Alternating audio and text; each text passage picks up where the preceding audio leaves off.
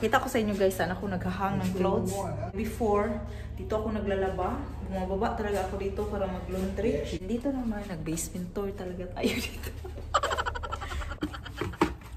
Please send us your comments because we really need to know, is that right what she's doing or I'm not? right what he's doing, na? Sabi ni Frank, ay hindi daw tama tong ginagawa ko guys. Tama to. He's so worried on his oldest plant. Hello guys, good morning. Malapit ng afternoon, 11 PM na. And then nagising ako 8 something or papunta na ata si Francine sa kindergarten. Yung papa niya yung nag-prepare and so on kasi masama yung pakiramdam ko guys. May ano nga ako, may cough dahil to sa weather. And then magluluto ako ng food ni Francis. Hindi ako nakagawa pa ng yung mommy made talaga kasi noon ka Francine, gumagawa talaga ako talaga yung gumagawa carrots na ini other ba na mga yung carrots, mga ganyan carrots pa ulit-ulit. Ako talaga yung gumagawa ng food ni Francine before and now si Francis kaka-start lang niya kumain. So, meron kami mga stock nito, 'di ba? Kasi pinapadalhan ako ng HIP every stages ng mga freebie. Gagamitin ko muna siya kasi hindi pa din naman ako nakapag talaga ng shop talaga ng mga pagkain or mga lulutuin ko para sa food ni Francis. So this time try natin to, yung from HIP, yung rice nila. Bio. So yan parang kuan ba? Ano yan? Gininayin na rice siguro to kung sa atin palugaw nagkuan. Lugaw. Pero see, after 4 months. So, ito yung lulutuin ko para sa kanyang pagkain today. Madami na to eh. So, ayun, luto tayo. Then, ano talaga yung ano ko, nag-inom ako ng cough syrup. Parang na okay na siya. Pero pag gabi, para akong hinahangos ba? Hinihingal. Parang sa Bisaya pa guys, hubak. So, ayun. So, lutuin ko muna to at pakainin ko si Francis. And good morning again. Ay. Ano ng kusina guys kasi hindi ako naglinis kagabi. Kasi nga nagpatulog ako ka Francis. Patulog ako sa kanya, nakatulog ako ng apil.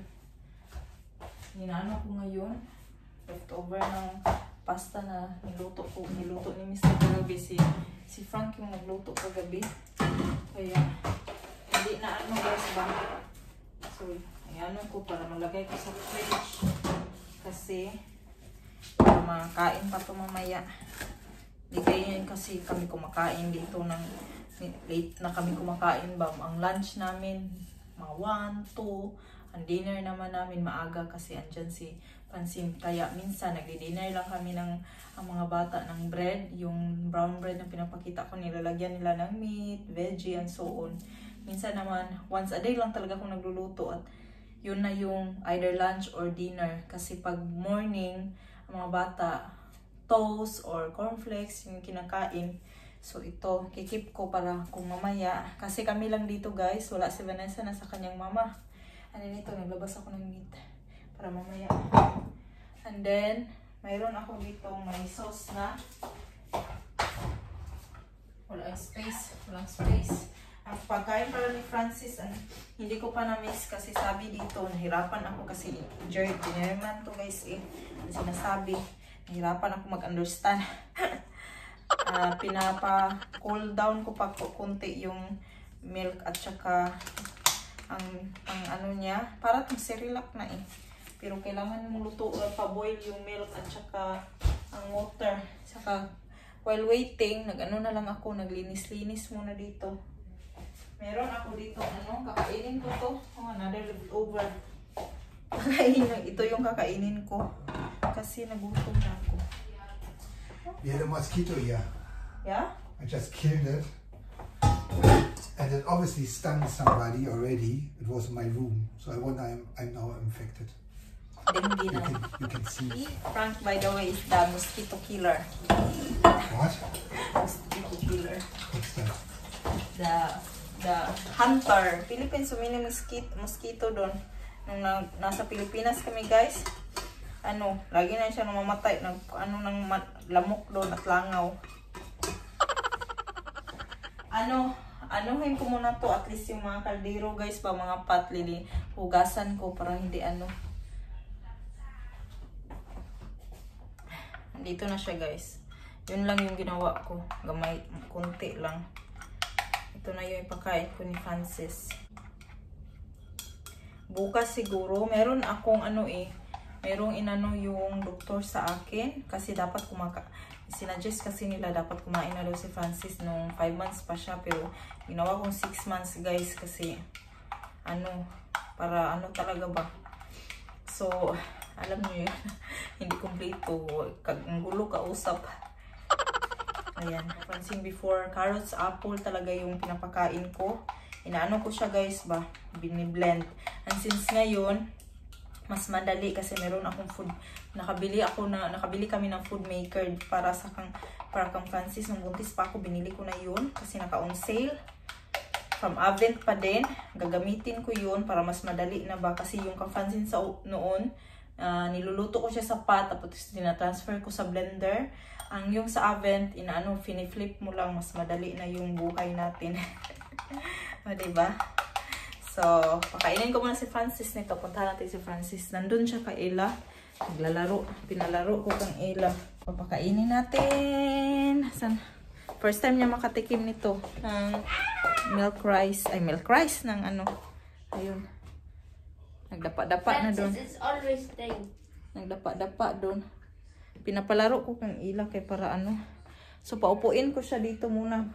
Painin ko muna to guys. Be careful with swallowing, no? He's kicking some. Huh?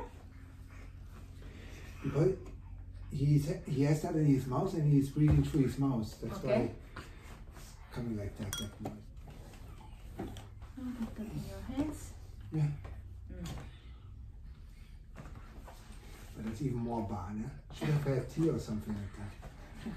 He didn't like that.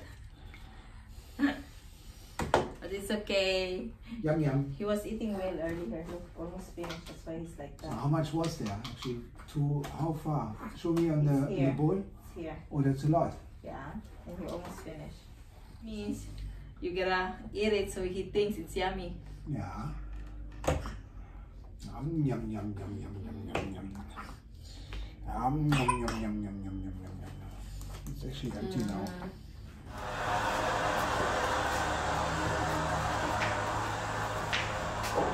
Okay. Strong papa. So guys, nasa basement tayo guys.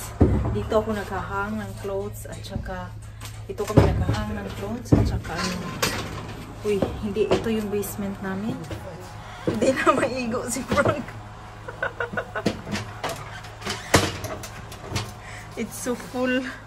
Ang talaga dito, ang full. Ayan guys, so kita nyo yung gamit guys. Hindi na mga gamit yan na. Oh. Ayan, mga gamit sa bata, laruan. Mga yung crib, baby crib ni Fancy, nandito. Ayan, mga bicycle, mga laruan, mga gamit ni Frank sa opisina. And then doon sa banda, nilagay ni Frank yung tinanggal ni Frank yung door namin sa living room ba. Pinatanggal ko. Kasi wala nang space. Paano? But how can you make it with space here the way the basement is no space anymore? Gusto to gawing ni Frank na opisina pero I think impossible. Saan niya ilalagay itong mga gamit dito? Ang dami. Uy! Ilagay na may mga spare na shelves from IKEA ba. Yan. You cannot even access anymore the kuan doon mga wines. Daming wines dito guys ba. Andun hindi nyo na makita. You cannot Most access of the anymore. stuff is toy stuff. This is all what this is. Normally you can go toys. into every So we lane, can but slowly sell the crib or whatever. yeah, But I sell don't know it. how to do that. You should do that. I don't know how. Kita ko sa inyo guys, saan ako naghahang ng clothes. More, Shane. Yeah, there's still one more. Dito ako naghahang ng clothes guys. Dito. Dito ako naghahang kasi ang daming lines. Dito ako maghahang ng clothes. At before, dito talaga kami nagwa-washing. Dito guys. Dito yung laundry room nila. Hindi mo mag-on. lights is not on. Okay. Ito pang laundry room talaga nila. Tapos itong dalawa, washing machine namin. Para dito sa baba. Hindi na ginagamit namin kasi may bago kami sa taas. Yan. Dito yung area namin maglo-laundry. See, may mga washing machine din sa neighbor. Ayan. Ayan. Pero walang gumagamit dito kasi I think nasa loob lahat yung mga washing machines nila. Pero before, dito ako naglalaba. Bumababa talaga ako dito para mag-laundry. And dito naman, nag-basement tour talaga tayo dito. Wala. Dito naman yung to the jail that way. Papunta yan sa garden. For the senior detention. Yeah, Detention. Papunta ng garden. And then meron silang mga rooms dito. So I want to get it's upstairs. It's upstairs. I leave it outside. You don't need to. And another basement there. Kasi madami kasi kami dito. I think how many apartment here, baby? 5. No, 1, 2, 3, 4, 5, 6, 8. 8 na apartment ang nandito, guys. And then sa amin, yun yung mga doon sa amin yung pinaka malaki. Yung dito ata sa second floor. 3, yun yung amin yung pinaka malaki. Ang pamilya talaga. Anak ko. Everyday, this is pag lumalabas kami. Anak, wala kasing elevator. 3 floor. 3 floor, guys. Nasa 3rd floor kami. Kami yung last. Ayan. I will get the washing. I think it's done. So maghahang na naman ako dun sa baba kasi nag-load ako ng laundry. Tapos na siya. So ihahang ko. Hello! Gising na si Francis. Magpa-plant ako, guys. Mag-replant ako sa mga... I hope our soil is enough. Magre-replant ako sa sa eldest plant ni Frank, yun guys, yung tree, and then that plant, where is it? It's gone. That one, and then the one in the hallway ba that he don't want to kuan. His eldest, older than our marriage. Yan, i-replant ko siya, i-move ko sa white na pot na malaki. Ayun na. About how old is that? 15 years old now. 15 years old? Yeah. Oh. I think so. It's from Silvio. Na si Francis. Dito ko siya ilalagay. Ito, dyan ko lalagay yung peace lily. Dyan yung dalawang tree. Sa IKEA namin nabili, guys. Nabili namin sa IKEA. Yung pumunta kami na nakarang araw. Pero wala yung plant na hinahanap ko nga. Sabi nga pala ni sis, yung viewer natin na taga Japan, Panchiro ata, hinahanap ko pa sis yung plant na sinasabi mo sis. Kasi nung pumunta kami, late na kami pumunta sis, tapos wala nang mga plants.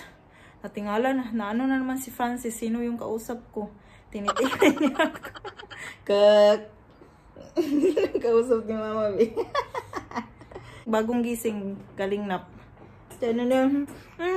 Mama, ay. I-replant ko ang lily kasi wala ng soil, guys. Grabe ang pagbunga ba? Pagtubo. So, bigay ko muna si Francis. sa kuanya. Si Ila doon, herbs holiday, walang pasok. Nagsisilpon. So, guys, i-move natin itong big one first. Now, once I have on this, I gonna need a tray. Nilabas ko yung, I think, mamatay ata. That looks professional. Mamatay ata itong kuan. Mamatay ata itong peace lily kasi malamig. The tree first, baby. The one. So we can put her there in the corner. Planting. Today is the day, Francis. Okay. Slowly. It's cold here, na? I don't want to go out. So, please send us your comments because we really need to know, is that right what she's doing or I'm not? right what he's doing, ha? Sabi ni Frank, ay hindi daw tama tong ginagawa ko, guys. Tama to. He's so worried on his oldest plant. Kasi ano, guys ba? Ano na siya? Wala na siyang soil. Tapos kailangan mo siyang dagdagan ng soil para hindi sila mamatay. They really need to be repot, so there's a soil.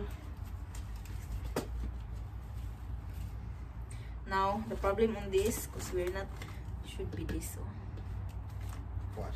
Should be that. Can we try to take this off so we can use that for the other one? Because see, this is what I hate. The soil goes to the pot. Yeah, you're gonna clean that. But still, that's it. The purpose on Should him. put it actually a bit straight like that. Yeah, yeah. Don't harm him so much because he's also has a life. Nah? Hey, who else than not me knows better about that?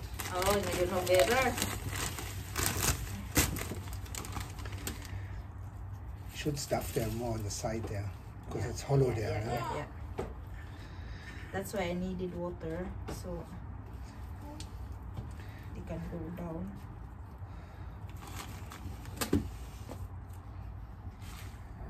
What's the name of this plant, baby, since you are saying it's 15 years from to you? I have no idea. See? The name, we name it. I actually don't know where I got this one from. Mga plants niya to, guys, before you got married. Before, yeah. Try to convey, can you Just buy shake like it? that. So, yeah, I think that's it. Yeah, that's okay. It's You okay. guys It's enough. making the balcony dirty. Yeah. We're gonna clean That's that. not good because it's newly painted. Yeah, it should be not on the wall. You should do it. So, Just diba guys, natapos ko na ang Y, ay the ang last one. 3. Tapos, nalagyan ko siya on top ng ano, stones or Stones. maybe. But the thing is, the kids will take it out. Since Then, it's kuan more. din. Ay, nakita ko sa vlog ni Ann Paris, coconut husk, baby ba? Ay, ano na? Yung bunot ba, guys? Coconut shells. No, not coconut shells, the from the shell. Paano ba to Not the i- shell. How can, From the shell. how can I English this way? You get that The there. bunot ba? I don't know what is bunot in English. Eh? We go in a flower shop, for sure they have accessories there for Okay. that. Okay, put her there in where the sofa. Can you pass her on to me because she's going to be heavy and I cannot grab This is her. so heavy. I cannot lift. Yeah, come on. Up. Oh, shish. Okay, got it. Slowly. Try ko to siyang kunin. Oh, may pot siya eh. Pero na-stuck na siya, guys. Kasi siguro sa tubig ba. Can you help me on this, baby?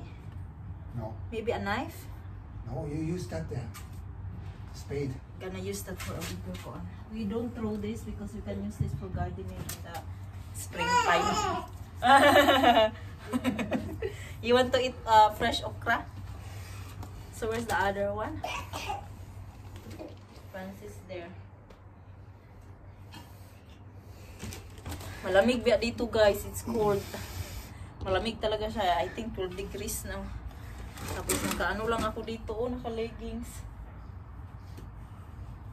Ganda na yung neighborhood namin. Para namin kami ditong Little Greece, all white na. I expected that. Yeah? Yeah, of It's course. been a while na. Yeah. This time he will grow now. He'll be fine. Who knows? Maybe he's going to die now because he has a new environment. We see. Or he was about to die anyway. Yeah, he's about to die. I try to revive him.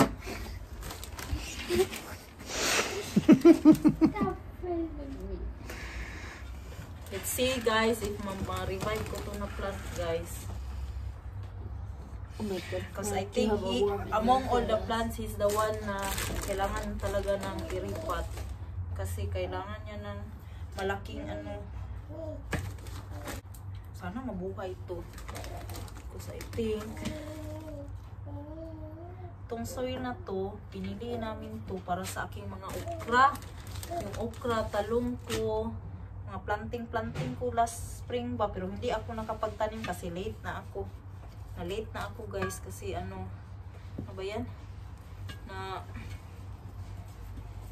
kailangan na-late na ako kasi paano na pa-summer tapos ang init na.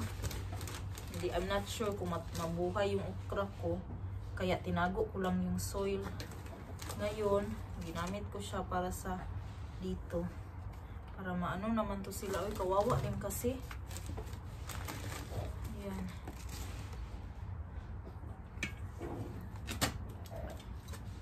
Yan ang ating ano dito. Ewan ko kung magkasya pa tong soil para sa...